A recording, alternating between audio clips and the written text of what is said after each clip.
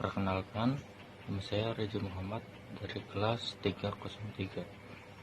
Di sini saya akan mempresentasikan tugas individu seminar perencana dengan tema pengintegrasian perencanaan SDM dengan perencanaan bisnis. Oke, pertama-tama di sini saya akan menjelaskan terlebih dahulu sedikit uraian yang telah dikemukakan. Yang pertama, sumber daya manusia merupakan faktor sentral karena berfungsi sebagai faktor penggerak organisasi atau perusahaan dalam mencapai suatu tujuan. Oke, kedua, tanpa sumber daya manusia atau SDM, secara pasti sebuah organisasi atau perusahaan tidak akan berfungsi. Ketiga, sumber daya lainnya seperti sumber daya material, sumber daya keuangan, sumber daya informasi, dan teknologi menjadi benda mati yang tidak dapat bergerak. Oke, yang keempat, organisasi atau perusahaan membutuhkan SDM yang memiliki kemampuan memprediksi kebutuhan konsumen agar produk, barang, dan jasa dapat dipasarkan untuk memperoleh laba berkelanjutan dalam rangka mempertahankan mengembangkan eksistensinya.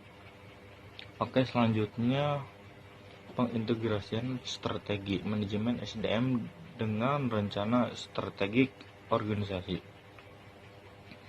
Untuk mencapai sukses dalam wujud transtra bagi organisasi atau perusahaan berskala besar dan menengah, diperlukan pengimplementasian manajemen SDM dengan strategik yang tepat untuk menunjang dan meningkatkan efisiensi dan efektivitas perwujudan rencana bisnis.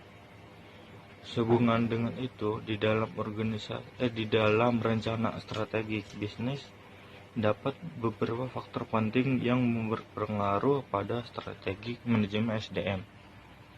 Faktor-faktor tersebut antara lain adalah filsafat perusahaan, filsafat organisasi atau perusahaan yang mengkristal di dalam budaya organisasi atau perusahaan berisi nilai-nilai norma yang mengatur cara berpikir, bersikap, dan berperilaku semua SDM di lingkungannya. Oke, selanjutnya yang kedua, hasil pengamatan iklim atau lingkungan dan program serta kegiatan MSDM. Kondisi hasil pengamatan iklim atau lingkungan seperti diuraikan di atas yang berpengaruh pada bisnis perusahaan berpengaruh langsung pada strategi manajemen MSDM dan menyusun program-program dalam pelaksanaan kegiatan. Oke, selanjutnya yang ketiga, visi, tujuan, strategik, dan misi organisasi atau perusahaan proses manajemen MSDM. Visi adalah kondisi ideal yang ingin dicapai sebagai eksistensi organisasi atau perusahaan di masa depan. Sedangkan misi adalah gambaran kondisi masa depan dari suatu organisasi yang belum tentu tampak sekarang, tetapi merupakan konsepsi yang dapat dibaca oleh setiap orang organisasi perusahaan.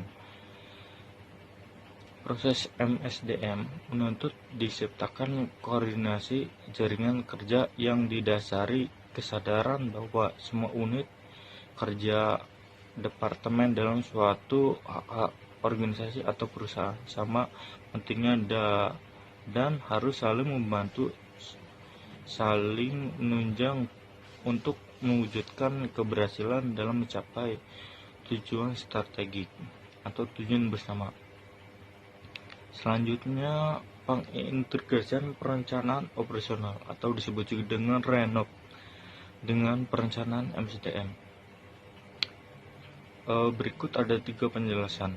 Yang pertama, secara pengintegrasian perencanaan MSDM dengan perencanaan bisnis sebagai salah satu kegiatan manajemen MSDM harus dilakukan pada tahap RENOP sebagai prospektif bisnis jangka sedang. Yang kedua, pada tahap ini pengimplementasian harus dilakukan secara efektif dan efisien. Yang ketiga, prediksi operasional bisnis untuk jangka waktu yang lama sulit dilakukan, misalnya seperti 5 atau 10 tahun. Oke, berikutnya sumber daya yang dimiliki perusahaan melalui audit ESDM. Ada 5 sumber daya yang paling diperhitungkan sebagai terlihat pada diagram di halaman ini. Yang pertama, sumber daya finansial, sumber daya material, sumber daya manusia, sumber daya informasi, dan teknologi.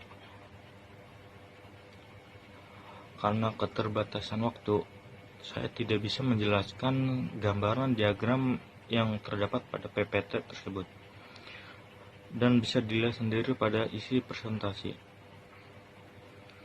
Oke, selanjutnya